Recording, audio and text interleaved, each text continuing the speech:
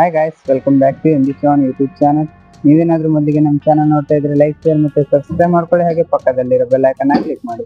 ಬನ್ನಿ ಇವತ್ತಿನ ವಿಡಿಯೋ ಶುರು ಮಾಡೋಣ.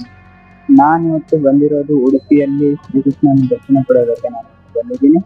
ಸೊ ನಿಮಗೆಲ್ಲ ಮುಂದೆ ಶ್ರೀಕೃಷ್ಣನ ದರ್ಶನ ಯಾವ ಥರ ಎಲ್ಲ ಇರುತ್ತೆ ಅಂತ ನಿಮಗೆಲ್ಲ ತೋರಿಸ್ತೀನಿ, ಬನ್ನಿ.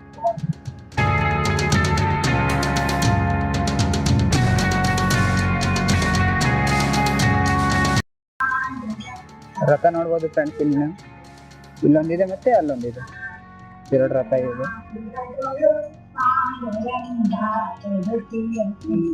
ಇಲ್ಲಿ ಭಜನೆ ಮಾಡ್ತಾರೆ ದಿನ ಫ್ರೆಂಡ್ಸ್. ಇಲ್ಲಿ ಭಾರವೇ ಭಾರತೀ ರಮಣ, ನಿನಗೆ ನಾ ಭಾರವೇ ಭಾರತೀ ರಮಣ. ಲಂಕಾನಾಥನ ಬಿಂಕವರಿದು ಅಕಳಂಕ ಚರಿತನ ಕಿಂಕರ ನೆನೆಸಿದೆ. ತಾಮರ ಸಾಕ್ಯ ಕನಕ ಗೋಪುರ ಅಂದ್ರೆ ಶ್ರೀಕೃಷ್ಣ ಮಠ ಇದು ಫ್ರೆಂಡ್ಸ್. ನೋಡಿ, ಇಲ್ಲಿ ಕನಕನ ಕಿಂಡಿ ಅಂತ ಕರೀತಾರೆ ಇದನ್ನು.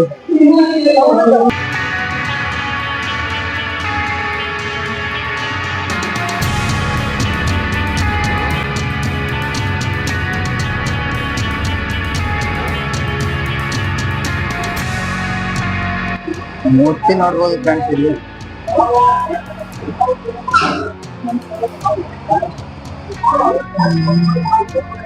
ಶ್ರೀಕೃಷ್ಣನ ಮೂರ್ತಿ ನೋಡ್ಬೋದು ಫ್ರೆಂಡ್ಸ್.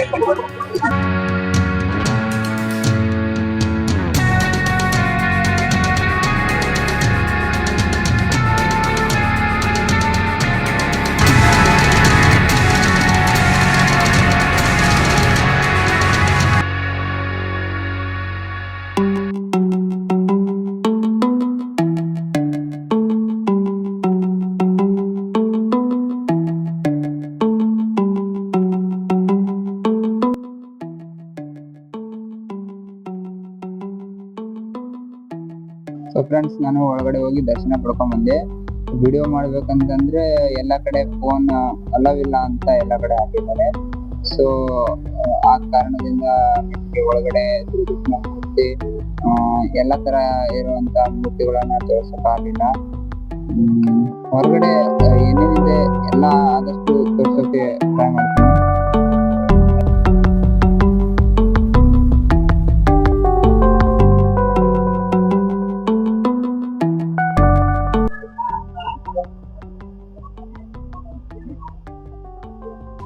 ನಾವಿವತ್ತು ಉಡುಪಿಯಲ್ಲಿರುವಂತಹ ಬಬ್ಬು ಸ್ವಾಮಿ ಅನ್ನುವಂತ ದೇವಸ್ಥಾನಕ್ಕೆ ಬಂದಿದ್ದೀವಿ.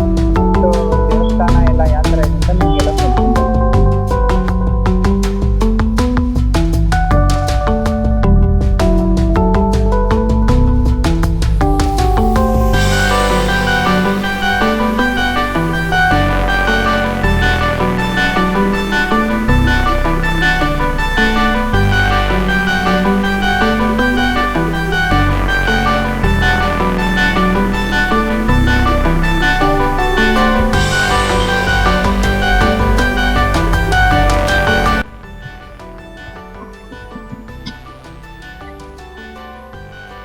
ನಾನಿವತ್ತು ಬಂದಿರೋದು ಉಡುಪಿಯಲ್ಲಿರುವಂಥ ಮಲ್ಪೆ ಬೀಚ್ಗೆ ಬಂದಿದ್ದೀನಿ.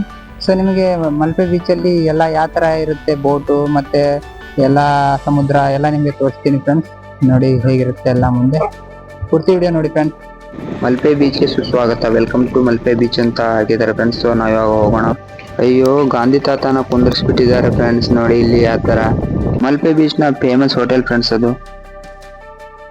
ನೋಡಿ ಫ್ರೆಂಡ್ಸ್, ಇಲ್ಲಿ ಎಷ್ಟು ಜನ ಬಂದಿದ್ದಾರೆ ಮಲ್ಪೆ ಬೀಚ್ಗೆ ನೋಡ್ಬೋದು. ಇಲ್ಲಿ ನೀವು ಮತ್ತೆ ಬೋಟ್ಗಳು ನೋಡ್ಬೋದು, ಮತ್ತೆ ಸಮುದ್ರದ ಅಲೆಗಳು ನೋಡಿ ಯಾವ ಥರ ಇದೆ ಎಲ್ಲ ಇಲ್ಲಿ. ನೀವು ಏನಾದರೂ ಉಡುಪಿಗೆ ಹೋಗಿದ್ರೆ ಅಲ್ಲೇ ಸಮೀಪದಲ್ಲೇ ಮಲ್ಪೆ ಬೀಚ್ ಇದೆ. 5 to 6 ಕಿಲೋಮೀಟರ್ ಅಷ್ಟೇ ಇರೋದು, ಅಲ್ಲೇ ಸಮೀಪದಲ್ಲಿದೆ. ನೀವೆಲ್ಲ ಹೋಗಿ ವಿಸಿಟ್ ಮಾಡಿ ಫ್ರೆಂಡ್ಸ್. ಇಲ್ಲಿ ನೋಡ್ಬೋದು ನೀವು, ಎಚ್ಚರಿಕೆ ಅಪಾಯ ವಲಯ ಅಂತ ಹಾಕಿದ್ದಾರೆ. ಇಲ್ಲಿ ಯಾರು ಕೂಡ ಈಜಾಡಬಾರ್ದಂತ ಹಾಕಿದ್ದಾರೆ. ಈಜಾಡಿದ್ರೆ ದಂಡ ಅಂತ ಹೇಳ್ತಾರೆ. ಸೊ ಇಲ್ಲಿ ನೀವು ನೋಡ್ಬೋದು ಎಲ್ಲ ಯಾವ ತರ ಇದಾಗ್ತಾ ಇದಾರೆ ಒಳಗಡೆ, ಮತ್ತೆ ಹಿಂಗೆಲ್ಲ ಹಾಕಿದ್ದಾರೆ, ಸುಮ್ನೆ ಹಾಕೋದಲ್ಲ. ನೋಡಿ ಫ್ರೆಂಡ್ಸ್, ಇಲ್ಲಿ ಯಾವ ತರ ಇದೆ, ಅಲ್ಲಿ ಈ ತರ ಒಳಗಡೆ ಒಯ್ದು ಬಿಡ್ತಾರೆ ಅವರು.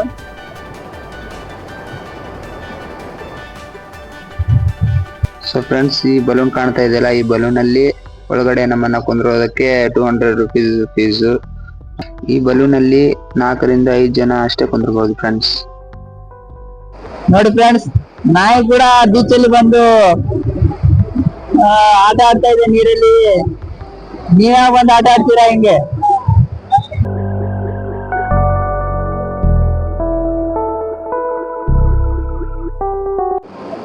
ನೋಡಿ ಫ್ರೆಂಡ್ಸ್, ಆಟ ಆಡಿ ಬಂದು ಯಾವ ತರ ನಿಂತು ಬಿಟ್ಟಿದೆ ನಾಯಿ. ಸೊ ಫ್ರೆಂಡ್ಸ್, ಇಲ್ಲಿ ಬೀಚ್ ಹತ್ರ ಐಸ್ ಕ್ರೀಮ್ ಅವರು ಜಾಸ್ತಿ ಜನ ಇರ್ತಾರೆ. ಯಾಕಂದ್ರೆ ಬಿಸಿಲು ತುಂಬಾನೇ ಇರುತ್ತೆ. ಸೊ ಐಸ್ ಕ್ರೀಮ್ ಎಲ್ಲರೂ ತಗೋತಾರೆ, ಆದ ಕಾರಣ ಜಾಸ್ತಿ ಇರ್ತಾರೆ ಜನ. ಸೊ ಫ್ರೆಂಡ್ಸ್, ನೀವಲ್ಲಿ ನೋಡ್ಬೋದು ಪ್ಯಾರಾಚೂಟ್ ಯಾವ ತರ ಬೋಟ್ಗೆ ಕಟ್ಟಿದ್ದಾರೆ, ಮತ್ತೆ ಮೇಲ್ಗಡೆ ಯಾವ ತರ ಹೋಗುತ್ತೆ ಅಂತ ನೀವು ನೋಡಿ. ಮೇಲೆ ಯಾವ ತರ ಹೋಗುತ್ತೆ ಅದು ಗಾಳಿಗೆ. ಸಮುದ್ರ ತುಂಬಾ ಚೆನ್ನಾಗಿದೆ ಫ್ರೆಂಡ್ಸ್, ಇದು ಮಲ್ಪೆ ಬೀಚ್. ಇಲ್ಲಿ ತುಂಬಾನೇ ಜನ ಬರ್ತಾರೆ ಡೈಲಿ. ನೀವು ಬಂದು ಇಲ್ಲಿ ಭೇಟಿ ಮಾಡಿ.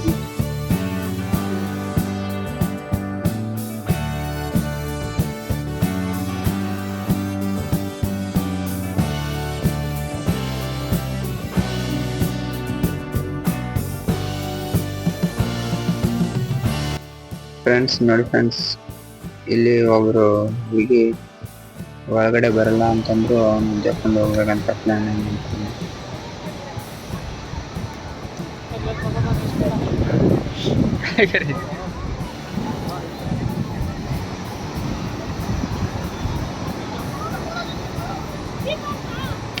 ನೋಡಿ ಫ್ರೆಂಡ್ಸ್, ಇಲ್ಲಿ ಎಷ್ಟು ಜನ ಬಂದಿದ್ದಾರೆ ನೋಡಿ ಫ್ರೆಂಡ್ಸ್.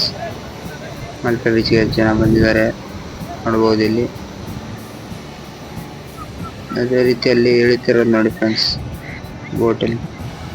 ಆ ಬುರ್ಜ್ ಖಲೀಫಾನ ಇವರೇ ಕಟ್ಟಿರ್ಬೇಕು ಅನ್ಸುತ್ತೆ. ನೋಡಿ ಇಲ್ಲಿ ಯಾವ ತರ ಕಟ್ಟಿದ್ದಾರೆ ಅಂತ. ಚೈಲ್ಡ್ಗಳ ತರ ಆಡ್ತಾ ಇದ್ದಾರೆ. ಆ ಸೈಕಲ್ ಅವ್ನು ನೋಡಿ ಹೇಗೆ ನೀರೊಳಗಡೆ ಹೋಗಿದ್ದಾನೆ ಐಸ್ ಕ್ರೀಮ್ ಮಾರೋದಕ್ಕೆ.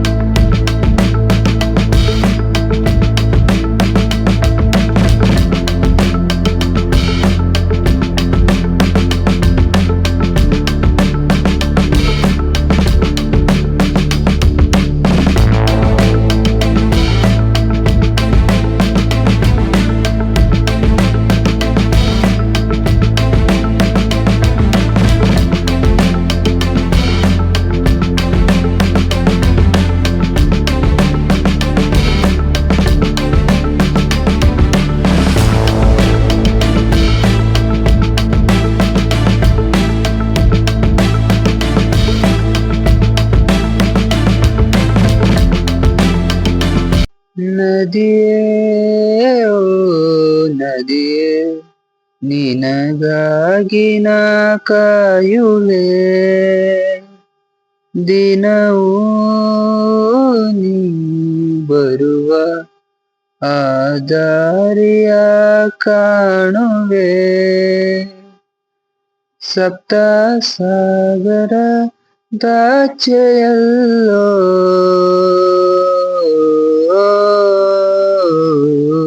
ನಿನ್ನ ಸೇರುವ ಆಸೆಯಲ್ಲೇ.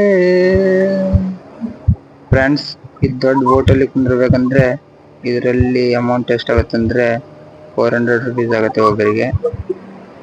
ಸೊ ತುಂಬಾ ಎಂಜಾಯ್ಮೆಂಟ್ ಮಾಡ್ಬೋದು ಇದರಲ್ಲಿ ನೀವು ಕುಂತು. ನೀವು ಒಂದ್ಸಲ ಕುಂತ್ಕೊಳ್ಳಿ ಫ್ರೆಂಡ್ಸ್ ಅಲ್ಲಿ ಹೋದ್ರೆ ಇದರೊಳಗೆ.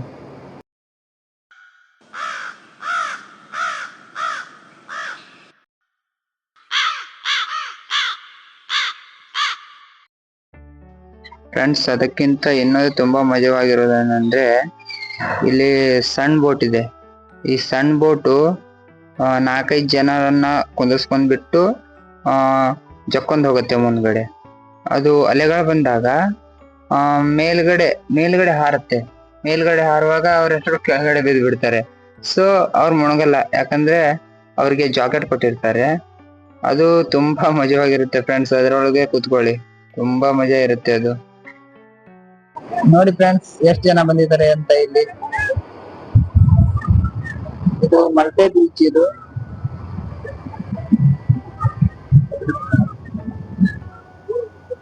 ಇದೆಲ್ಲ ಟಿಕೆಟ್ ಕೌಂಟರ್.